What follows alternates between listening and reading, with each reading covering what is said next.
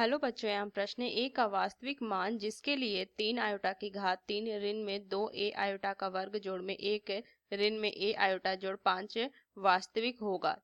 तो चलिए इस प्रश्न को हल करते हैं। मुख्य अवधारणा अगर मैं इस प्रश्न में लिखूं, मुख्य अवधारणा, तो देखिए हमें पता है आयोटा वर्ग का मान जो है -1 है, तो आयोटा की घात 3 क्या हो जाएगी, आयोटा की घात 2 गुना में आयोटा, तो मान कितना हो जाएगा -1 गुना में आयोटा बराबर माइनस में आयोटा।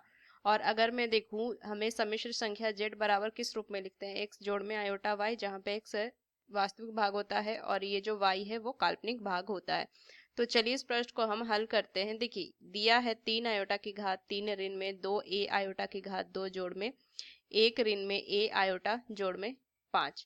अब इसको अगर मैं हल करूं तो देखिए 3 आयोटा की घात 3 है, क्या हो जाएगा मान माइनस आयोटा, तो यहाँ से मैं मान क्या लिखूंगी, इसका मान जो हो जाएगा माइनस में 3 आयोटा जोड़ में ये कितना हो जाएगा आयोटा की घात 2, -1 माइनस माइनस प्लस हो जाएगा तो 2a हो जाएगा, और यहाँ से 5 जोड़ में 1 ऋण में a आयोटा लिख सकती हूँ। तो मान हो जाएगा माइनस में 3 आयोटा जोड़ में 2a जोड़ में 5 जोड़ आयोटा माइनस में a आयोटा, ये गुना करके लिख सकते हैं। तो मान क्या हो जाएगा, देखिए इसको मैं पहले लिख दूंगी 2a, इसको थोड़ा अरेंज करके लिख लेते हैं, जोड़ में 5 ऋण में, देखिए ये कितना हो जाएगा -3 आयोटा और प्लस में आयोटा, तो माइनस में 2 आयोटा हो जाएगा और माइनस में a आयोटा, तो इसको लिखेंगे 2a जोड़ में 5। देखिए इसको मैं क्या लिख सकती हूँ, इसको लिख सकती हूँ प्लस में -a माइनस में 2 और ये कॉमन ले लूंगी आयोटा, ये मैं लिख सकती हूँ, प्लस आयोटा हमने कॉमन ले लिया तो ये आ जाएगा मान।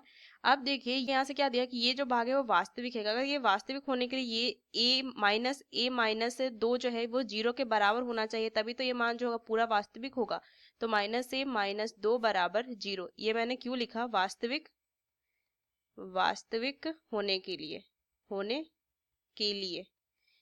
तो यहाँ से a का मान क्या आ जाएगा, a बराबर में -2, तो ये इसका सही उत्तर आ जाएगा। तो इस मुख्य अवधारणा का इस्तेमाल करके हमने इस प्रश्न को हल किया। आशा करते हैं ये प्रश्न आपको समझ में आया। धन्यवाद।